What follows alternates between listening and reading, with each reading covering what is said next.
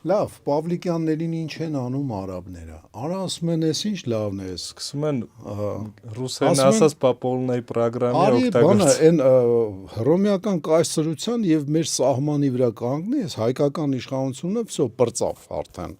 Դու ինչ լավն ես արա, ցենտր բաժանեցիր, այս սրանց ես էլ կարծա իրանց ոչնչացնեմ։ Արի այս արանքները մտի,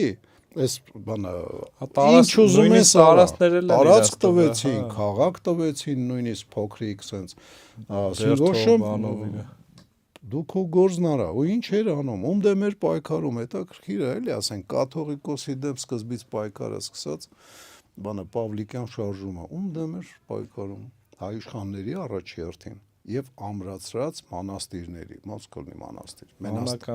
վանական համալիրների ամրացրած, պաշարել, այրել, ինքնուրույն հաճախ, իսկ լինում էր արաբական զորքերի հետ միասին,